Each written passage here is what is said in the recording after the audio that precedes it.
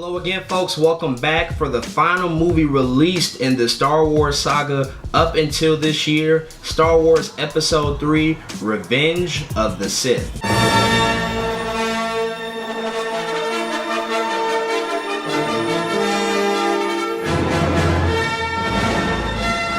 Star Wars Episode 3, Revenge of the Sith was released 3 years after Episode 2, Attack of the Clones, and the movie is also set 3 years after Attack of the Clones, in which during that time, the onset of the Clone Wars was occurring. So again, as with these prequel trilogy movies, the movie is directed and written by George Lucas. So pretty much the Jedi is spread out all across the galaxy. They're in disarray. The Clone Wars are just concluding, and Obi-Wan Kenobi gets dispatched to pretty much confront and attack General Grievous, who's leading the Separatist movement that is going against the Jedis. All the while that this is happening, Anakin Skywalker is separated from his master, Obi-Wan Kenobi, and grows closer to Palpatine. And if you've seen these movies, you already know Palpatine is just the most evil person in the galaxy, and you know where this is going to lead to. Palpatine basically parlays his way and becomes the Chancellor of the Republic. He's the big man in charge.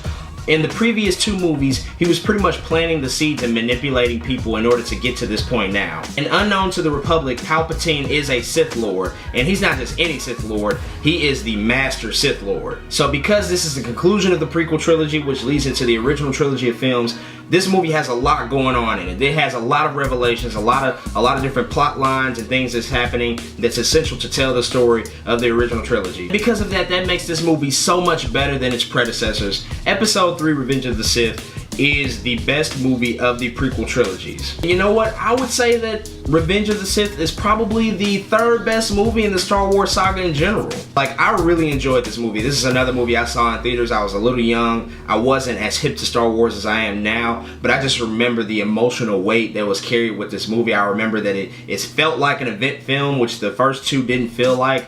It felt like an event film that important things were happening. And we finally got a chance to see some good character development. I actually felt like I started to really care for these characters. You had the conflict between Obi-Wan and Anakin Skywalker. I mean, that's really the emotional core of this movie. They start to really show their differences. I mean, the seeds have been planted in the previous movie, Attack of the Clones, but this movie is where you really start to see the divide between Master and Apprentice. And then Palpatine as the Chancellor, using his cunning and his wit to basically rise to power and basically overthrow the Galactic Republic and rechristen it the Galactic Empire, was just thoroughly enjoyable to watch. And of course, Anakin's eventual turn to the dark side of the Force.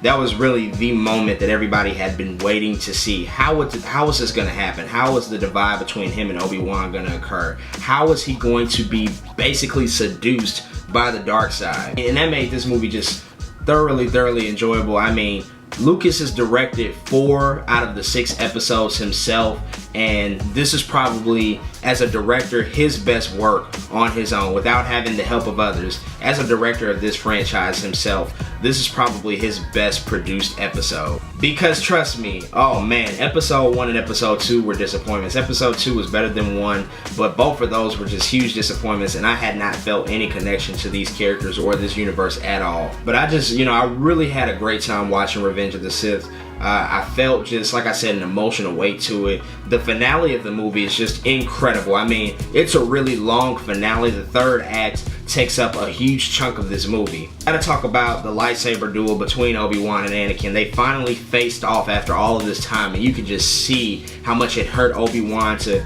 have to fight his own apprentice, the person that was the chosen one. He was meant to be the chosen one, the Jedi, to restore order to the Galactic Republic. And visually, it was just stunning. They just fought in so many different places. Just the whole element of it. They were basically fighting within this volcanic explosion, and just the duel between the two, and the choreography and the quickness and how fast the duel was happening. I mean, it was probably the most epic, emotionally, the most epic lightsaber battle we've seen in any Star Wars movie. And opposite of that, when you finally saw Chancellor Palpatine turn into the evil Emperor Palpatine and be revealed as the Sith Lord, he fights Yoda. I mean, come on. Palpatine and Yoda in a lightsaber battle? Who doesn't want to see that? And again, that was another incredible lightsaber duel. I mean, you pretty much have probably the two most powerful beings in this entire Star Wars universe. You probably have the most powerful Jedi, and then you also have the most powerful Sith fighting off against each other. I mean, wow, I don't know about you, but that's like the ultimate battle of good versus evil. It just epitomized what this franchise should be about. It was everything that people had wanted to see in the other two movies, but we didn't get until this final episode. I mean, I felt like the story was thoughtful.